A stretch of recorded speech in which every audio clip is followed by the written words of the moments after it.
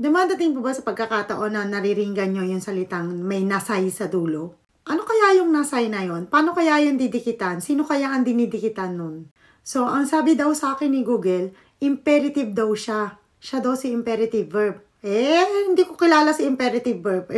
Basta ako, namuhay ako sa Japan na ginamit ko sinasay. So, paano ba gamitin sinasay? Sinasay po, bago natin siya gamitin, dadaanan muna natin ang mas form ng verb.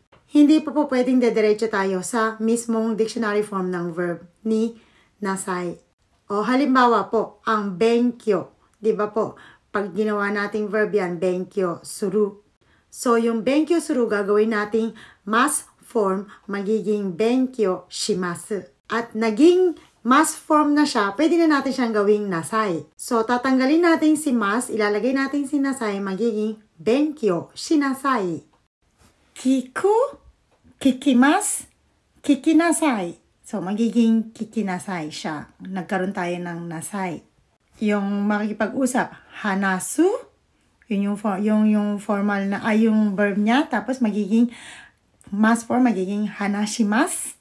Tapos, magiging lalagyan natin ng nasay, magiging hanashi nasai. So, talk or speak. Salita. Hanas. So, yung mga kikinasay, hanasinasay, ang tunog ang dating sa mga Hapon yan, tunog bastos, impolite, tunog rude. Pero, pag gumamit na ang nanay natin at ang teacher natin ng ganyan, acceptable siya na hindi siya rude. Kasi parang nagko-command tayo. Kaya, pwedeng gamitin ng mga teachers and nanay.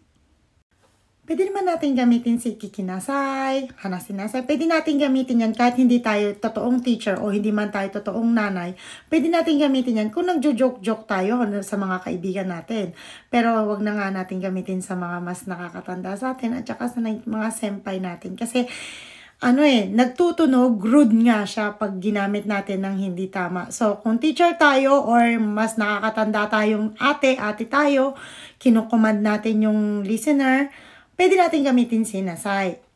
Parang utos yan ng nakakatanda, yung nasay na yan. Utos yan, parang nagpapakika na gawin mo nga itong bagay na ito. Mag-aral ka nga, parang ganun. Makinig ka nga, ganun. Di ba ganun ng mga teachers? Ganun din ng mga nanay. So, madalas ginagamit ng teachers at saka ng nanay. Kung nag-arte-arte ka, why not? Di ba? Oy, kikinasay. Parang ganun. Pero joke, hindi talagang totoo nagjo-joke ka. Yun ang gamit ni nasay. At meron pa. Pwede naman natin gamitin yung mga ganong salita. Kaya lang yung listener, maku-curious siya. Bakit mo ko sinasabihan ng ganyan? Oya janai no ni, doste sono hanashi kata shitten no? Parang sinasabi niya na, di naman kita nanay, hindi naman kita magulang, bakit mo inuutusan ng ganyan? Baka gano'n ang sabihin ng listener pag sinabihan natin sila ng wala sa tamang ayon. So, sway lang tayo sa paggamit kasi nga, sinasay nga is rude.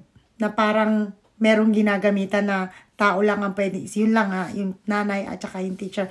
Pero may mga ibang gamit pa yan kung susundan nyo yung explanation ko. Kasi yung iba, pinapanood yung video ko, pakatapos tsaka magko-comment, di pa nga tapos yung explanation ko. Kayo na dito. Sige, palit tayo.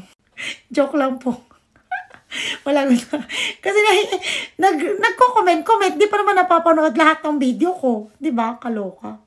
Inverna mode. So, yun na nga, ang kikinasay, ginagamit kadalasan ng mga guro o ng mga nanay sa sinasabihan nila ng salita sa mga listener. Ngayon, kung magkaibigan kayo at gusto mo namang maging sounds na katulad ng kikinasay, huwag mo nang lagyan ng nasay. Lagyan mo na lang ng kite. Halimbawa, kung sa mga yung may nasay, kikinasay, sa mga magkakaibigan, kite, ganun na lang, pwede na yun. So, kasi, ang te-form ni kiku, kite. Marami nagkakamali dyan na akala nila yung ku papalitan ng te. Ite po ang pinapalit doon. So, paulit-ulit ako dito sa te-form na to. Kaya, gusto ko, wag na kayong magkamali sa pag-conjugate ng mga verb ng te-form. Gaya ng kaku. Kasi yung dulo niya. So, magiging kaite. Ite talaga yung pang-form niya, hindi lang te. Ite. Ganun siya.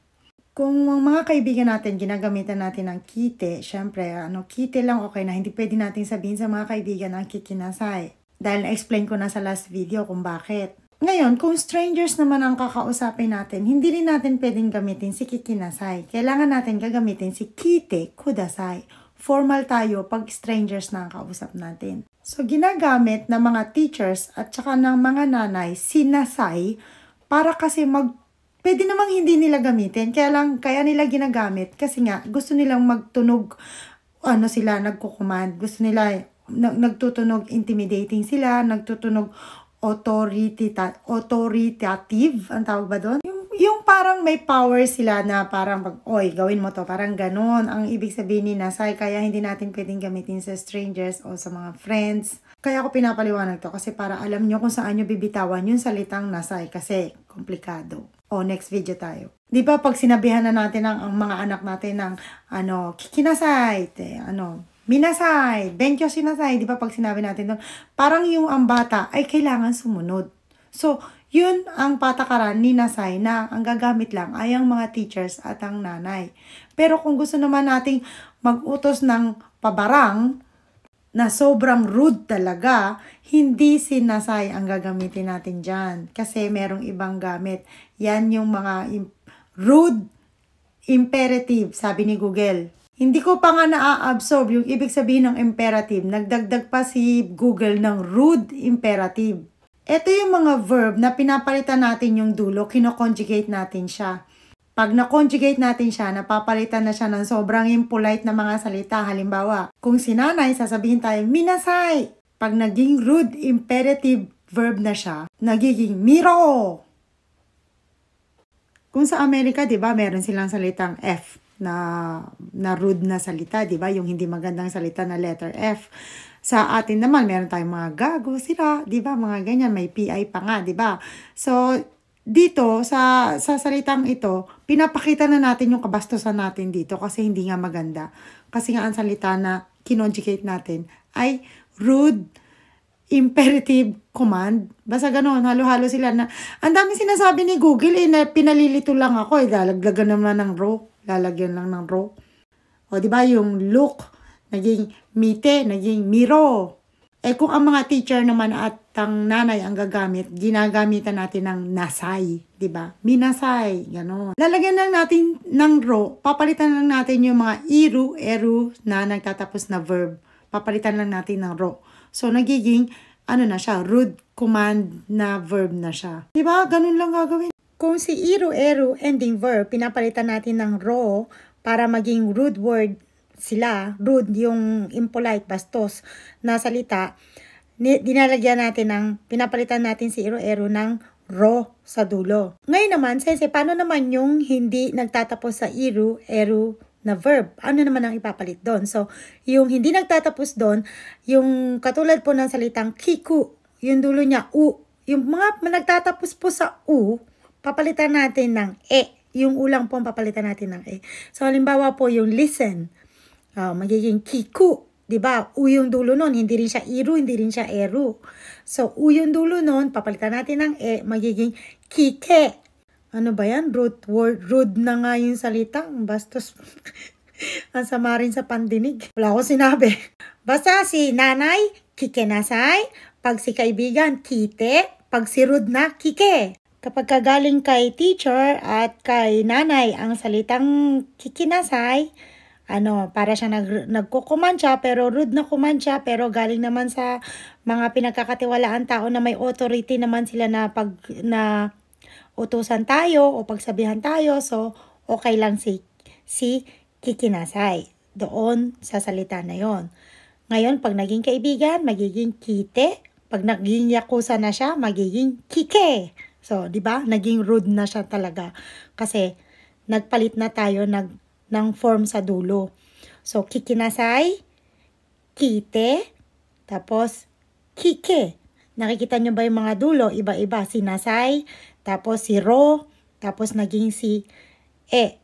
So, kung hahanap po kayo ng mga verb na merong iru, eru, ending verb, si ro ang ilalagay nyo.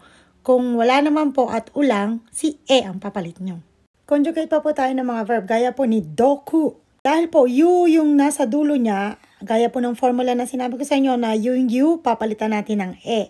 So, isang letter lang ipapalit natin, magiging doke. So, nagiging rude na yung verb. Nagiging rude imperative form na siya. So, yun ang itatawag natin dyan. Rude imperative form. Kasi yung doku na root word natin, naging bastos na salita, naging impolite, kaya naging doke.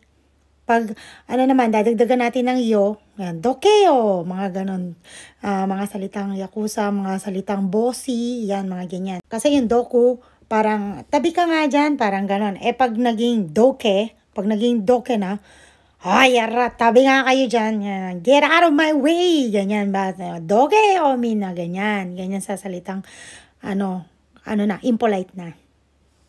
Kung gusto nyo naman na maging gentle yung pananalita nyo na hindi rude, pwede nyo din naman gawing anteform. Katulad po ng salita kanina na doku, pag sinabi natin sa mga kaibigan lang natin, pwedeng doite, ganyan. Pag naging rude na, syempre pag masama na, doke, ganun na ang mangyayari. Katulad po ng video ko kanina. So, bakit sensei hindi doite kudasai? Kasi kahit sabihan natin siya ng kudasai, kahit lagyan natin siya ng kudasai, hindi pa rin siya nagtutunog mabait. Parang pinapatabi mo pa rin siya sa isang lugar. Tabi ka nga dyan sa, pag sinabi natin doite, parang ganon, parang yung tone ng boses natin magalang pa rin. Kasi pangkaibigan tayo, friendly way ang doite. Pero mas magalang kung lalagyan natin ng chotto doite. Can you move a bit? Meron pang isang salita na pwede nyo naman gamitin as doke. Yung tabi ka nga dyan, yung ganon. Pwede nyo rin sabihin, chotto ii desu ka? Sabayan nyo ng gesture, pwede rin yun. Simasen, chotto ii desu ka? Pwede rin ganon. So, alin dun depende sa sitwasyon na mangyayari sa inyo. Kung gusto nyo samahan ng gesture, lagyan nyo ng gesture, chotto ii desu ka? Yan, pwede rin yan sa doke, yung move. Pero yung normal, sa mga kaibigan at saka sa mga pamilya, ang normal talaga, chotto, doite. Yun talaga siya. So, gusto ko lang ma-clear ang mga rude na salita na wala tayong hindi tayo nagdadagdag. Pinapalitan lang natin yung mga dulo para maging rude. So, pag nakarinig kayo ng merong miro, meron ganun, doke, yung mga ke, ro, yan, ganyan. Yung walang karugtong na magandang formal form sa dulo, yan ang mga rude na salita. Huwag niyong masyadong gamitin, hindi naman maganda. Yukoto, kikinasai. O yung yukoto, kikinasai, yung sinabi ko, pakinggan mo. Ibig sabihin, nagkukumanda ko doon sa'yo, sa listener. Kaya, ang tawag, kaya merong nasai. Kasi, ang gumagamit, yung gusto mag-command. Gaya ng mga teachers, mga nanay, palit-ulit ako. Yung mga kadalasang ginagamit sa anime, o di kaya sa sports, yung salitang modoru, balik, pabalik. So, gagawin nating impolite yon, gagawin nating rude imperative form. So, yun nga kasi yung lesson natin. So, yung modoru, lalagyan natin ng e sa dulo, tatanggalin natin yung u, magiging modore. So, nagiging informal siya, kaya pag naririnig natin sa anime, sa sports, yung sinasabi ng sports, balik ka, modore, bondore, diba? Ganun yung naririnig natin minsan sa sports. So, ganun ginagamit si modore na impolite, yung parang mabilisan na bigla ang action, yung ganun. Well, impolite. Pag-usapan natin si gambaru. Ang ibig sabihin niya, husayan mo, ganyan. Minsan, pag sinasabi naman natin good luck, nagiging gambatte. So, yung gambaro natin, naging te form, naging gambatte. So, kung gagawin natin siyang rude imperative form, yung ru ni gambaro, papalitan natin ng kasi u yung dulo, u. So, gambaro, magiging gambare. Pero hindi siya nagtutunog, rude. Kasi gambare, di ba lahat ng nilagyan natin ng re, nagiging yung, di ba, modore, yung mga gano'n, nagiging informal na siya, nagiging impolite na. Pero si gambare, nagtutunog, positive ang dating. Nagtutunog na, nag-google sa yung kaibigan mo na, nag-cheer sa yung kaibigan mo, gambare, gano'n. Positive yung red niya dito, positive yung rude, form niya dito. Pero hindi natin to pwedeng sabihin sa mas nakakatanda or sa senpai natin. Bukod sa gambare na siya, na positive siya, pwede rin yung, di ba yung ike, rude rude form din yung nilagyan natin ng ike, di ba? Yung iku, lalagyan natin ng ike. Rude siya, pero kung gagamitin natin siya sa mga pag-cheer natin sa kaibigan natin, pwede siyang maging sound friendly. Yung salitang ike, ano ba? Ay ka, ike, ay ka, ike. Yung, sige, galingan mo. Parang ganon ang ibig sabihin. Go, go, go, ike, ike, ganon. So, pwede rin, kahit rude yung dulo niya, pag ginamit natin sa pag-cheer natin sa kaibigan natin, so nagiging hindi siya rude. So, yun ang kalituhan ng mga nako-conjugate natin sa dulo. Akala nila lahat rude, ganun. So, dapat alam niyo ibig sabihin. So, para po hindi po kayo magsawa at malito, i-stop muna po natin dito yung part 1 ng gamit ng mga nasay. Madami pa po akong i-explain dyan. So, gusto ko lang po iiksian yung video para pag nakikinig kayo, paulit-ulitin nyo, hindi mahaba yun, hindi kayo mabubugnot. So, i-stop ko muna dito. Part 1 to, tapos hanapin nyo, sundan nyo na lang yung part 2. Kasi mabubugnot talaga kayo pag sobrang haba ng video. Lalo't nag-aaral pa lang kayo, magsasawa kayo. So, keep on listening na lang po sa video ko. At saka, ulit-ulitin po. Yun po talaga yung payo ko. Ulit-ulitin nyo yung pakikinig. At saka, kailangan po nakafocus dun sa mga conjugation, dun sa pinapalitan ng mga letters. So, watch nyo yung part 2 ng nasay.